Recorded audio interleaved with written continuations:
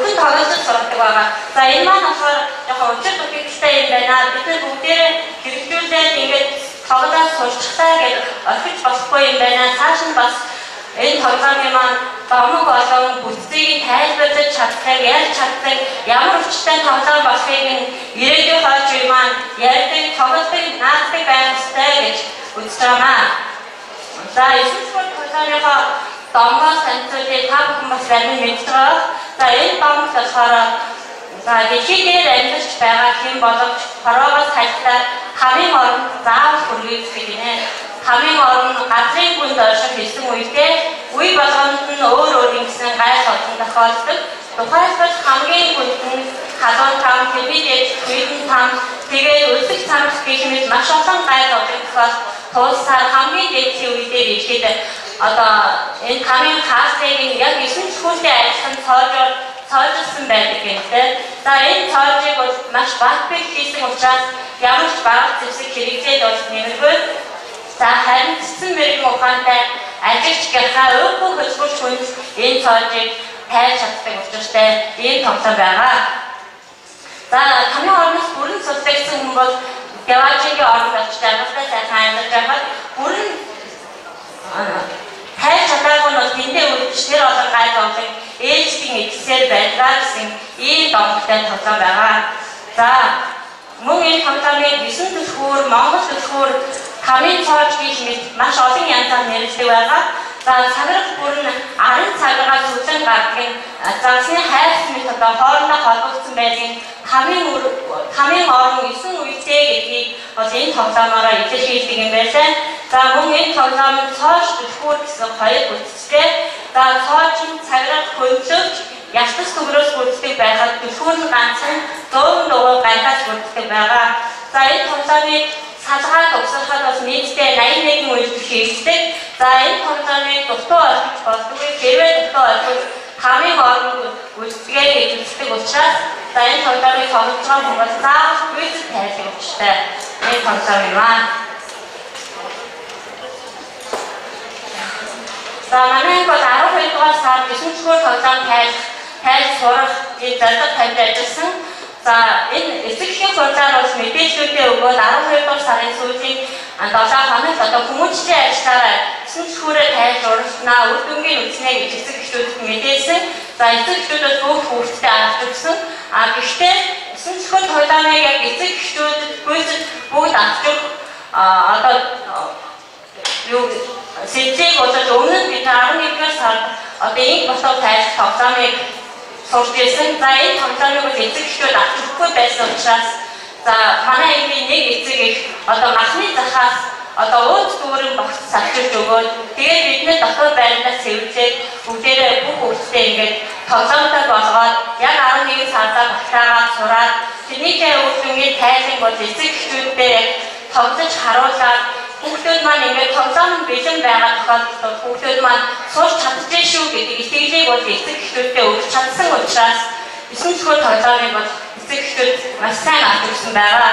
За ингээд 9 түлхүүр тоглоомоо би яг өөрөө эхний 2 өдөр заасан. За тэгэхэд бол 5 хүүхэд сураад тэр 5 хүүхэд маань устдаа түгээн дэлгэрүүлж замаар одоо ингэж бүгд сурсан байгаа. За эхний 7 хоногт бол 23% сурсан нэг сурагчдын маань за 2 хоногт 45%, за 3 хоногт 32% сураад ингээд анги маань 100% суурчдаа тэгээд 4 хоногт нь бол эцэгтэй тайлан тавьсан байгаа. Өг хүмүүжлийн ажиллагаа хамгийн хурдан хийж байгаа нь 4 минут 20 секундэд зоолой баяжчихснаар хийсэн байгаа. За хамгийн удаан нь 9 минут гаралтай ингээд 10 минутын дотор бүх хүүхд маань хийж сурсан байгаа.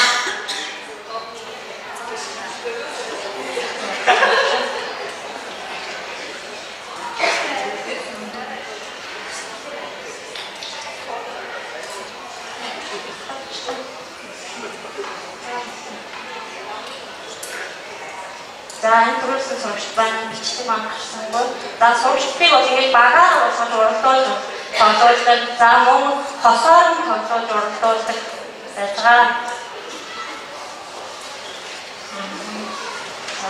За үйл ажиллагаа 3 дахь болохоор ангитай бол ардын уламж тоглоомын булантай болгосон байгаа. За ингэснээр болоод сурагчдад цагаараа тоглоомоо аваад тоглох боломжийг бол бүрдүүлсэн. За мөн хүүхдүүд маань домгоо мэдж байгаа учраас 9 төгсгөрөө одоо дутуу орчны үгүй гэдгийг бас харах боломж бүрдсэн. За домгоо мэддэг учраас хүүхдүүд маань одоо домог сурснаас хойш 9 төгсгөрийг ерөөсөө дутуу ойлгохгүй болсон. Заавал бүрэн гүйцэтгэн гэж хийж олддог болсон. За мөн 9 төгсгөр тоглоомын бүтцийг тайлбарлаж сурсан байгаа хүүхдүүдтэй. За энэхэд одоо нэг сурагчдын маань одоогийн байдлаар яг 71% нь яг тайлбарлаж сурсан. За 29% нь одоо яг сурч яваа гэж байна. За мөн 9 төгсгөр тоглоомын домгийг тайлбарлаж сурсан байгаа. За үүнд маш сайн тайлбарлаж сурсан нэг сурагчдын маань 30%, за 41% болохоор хангалттай тайлбарладаг. За сайжирч байгаа төвшөнд 29% маань тайлбарлаж сурч байгаа. За энэ чиг оруулсан байгаа. За энэ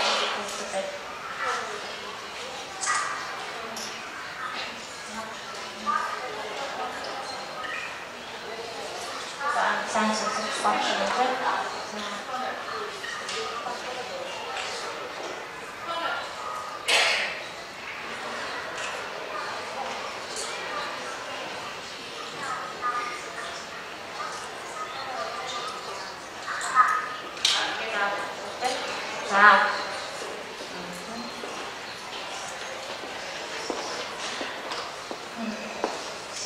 Эцэг эхчүүдийн оролцоогоор 9 төгсгөр тоглоомыг бол бүх эцэг эхчүүд маань авч өгсөн. За хүүхдтэйгээ хамт сураад гэртээ хамт тоглодог болсон 5 гэр бүл байгаа. За энэ тоглоом нь хүүхдийн чөлөө цагийг зөв өнгөрүүлэхэд одоо маш их хэрэгтэй байна гэж эцэг эхчүүд үгэлсэн. За мөн цагаат сараар бол манай Эрдэнэ ээж болоод цагаат сараар 9 төгсгөр болон богцос тайлх тоглоомыг ширээн дээрээ тавьсан. Тэгэхэд бол маш их хэрэгтэй байлаа. Бас тоглох хүмүүс нэлээд байдаг юм байна. Бас бусад хүмүүс хэлж түгээн дэлгэрүүлэх хэрэгтэй байна гэсэн бас санаа хэлжсэн. За үйл ажиллагааны дүгнэлт маань болохоор эцэг эхчүүдэд заах зүйлийнхээ мөн чанарыг сайн ойлгох хэрэгтэй юм байна. Хүүхэд маань үнэхээр сурах юм байна шүү гэсэн итгэлийг өгөх хэрэгтэй юм байна гэдгээр.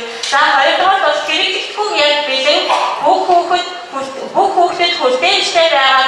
Хүүхэд өөрөө сурахыг хүсэж байгаа тохиолдолд маш богино хугацаанд сурах боломжтой юм байна. За мөн энэ тоглоомын талаар тайлбарлаж сургаснаар дуртай зүйлээр нь дамжуулж хүүхдийн ярих чадварыг хөгжүүлж болох юм байна гэсэн ийм дүгнэлтийг үйл ажиллагаанаас дүгнэлсэн байгаа. За ач холбогдол нь бол энэ тоглоом маань хүүхдийг бие журамтай болгодог, ажигч гялхай болгодог, анхаарлыг төвлөрүүлэх чадвартай болгодог, дэвчээртэй болгодог, ихэлснээ зааж дуусгадаг. За оюун ухааныг хөгжүүлдэг, чөлөө цагийг зөв өнгөрүүлэх, өөрийгөө сорилтон дэмждэг болох, өөртөө итгэлтэй болох гэх мэт маш олон төрлийн ач холбогдолтой энэ тоглоом байгаа. За мөн цог хөтөлбөрийн сэтгэн болох, асуудал шийдвэрлэх, хамтран суралцах гэх мэт ерөнхий чадвар. За үйлдэл гүйцэтгэх, шинж зүйл авах, учир шалтгааныг олох, мэдээллийг ойлгох, гүйцэтгэх ур чадвартай байх гэх мэт тусгай чадваруудыг хөгжүүлж байгаа. За энэ яаж харагдаж байгаа вэ гэхээр сэтгэн болох асуудал шийдвэрлэх гэдэг маань одоо энэ 9 төгсгөрийн тоглолтоор 9 цагаараа буулгах, буцаагаад өгсөх энэ асуудлыг сэтгэн бодож шийдвэрлэж байгаа. За хамтран суралцж, босоороо тоглож, багаараа тоглож, ангаараа тоглож, бие биедээ зааж гэх маань хамтран суралцах энэ чадварыг хөгжүүлж байгаа. За үйлдэл гүйцэтгэх гэхээр энэ төгсгөр маань нийтдээ 81 гүйцэтгэдэг байгаа. За шинж зүйл авчлыг олох гэхээр нэг цагаарыг буулгахын тулд бусад бүх цагааруудыг давтан хийдэг юм зүйл авчтай энэ тоглоом байгаамаа. За мөн хичээлүүдтэй холбогдож байгаа. За үйлдэл гүйцэтгэх, зүйл авчлыг тайлбар зэргээр болоод математик хичээлтэй холбогдох.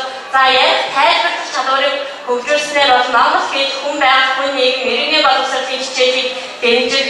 За тэгээд ардын уламжлалт тоглоом одоо энэ ёслолтоосаа суралцсанаар бол иргэний боловсрол хичээлтэй холбогдох ийм боломжтой хичээлүүд байгаа. За тэгэхээр цаашдаа зөвхөн хүүхэд сураад зогсохгүй, тухайн хүүхдийн гэр бүл хүмүүжил төлөвчдийн асар их үнэтэй хувь нэмэр болж байна гэж дүгнэж байгаа. За дэвшүүлж байгаа санаа маань 9 төгсгөр тоглоомыг заахад зөвхөн тоглож сурахаас гадна домгийг нь ярьж чаддаг, хүчийг нь тайлбарлаж чаддаг, ач холбогдлыг нь мэддэг, бусдаа түгээн дэлгэрүүлдэг болох нь чухал юм байна гэсэн санааг дэвшүүлж байгаа. Тэгээд бид нар бүгдээрээ ингээд тоглоомоо хүүхдээ сургалтын хэмжин за хүүхд маань сурчлаа гэж ойлгохгүйгээр цааш нь өөр ашиглах ямар боломж байна вэ? Гэр бүл нь яаж нөлөөлөх вэ? Тийм ээ. Гэр бүлийн яаж сурах вэ? За хичээлдээ яаж ашиглаж болох вэ гэдэг боломжуудыг бол өшөө цаашаа хайх хэрэгтэй юм байна гэж бодсон. Тэгээд цаашдын зорилготой болохоор бид нэр одоогийн байдлаар 5 гэр бүл сурсан байгаа чинь цаашид бол бусад гэр бүлдээ бас зааж боломж байгаа юм байна. Тэгвэл хүүхэд маань зөвхөн цагаараа гадаад тоглоод байхгүй 9 хүрээр тоглоод сууж байхад бас хэрэгтэй юм аа. Гэр бүлд бас хэрэгтэй юм аа гэж үзэж байгаа. Тэгээд бас хичээлдээ ашиглах боломжийг цааш хайнаа гэсэн юм цаашдын зорилгоос тодорхойлсон байгаа.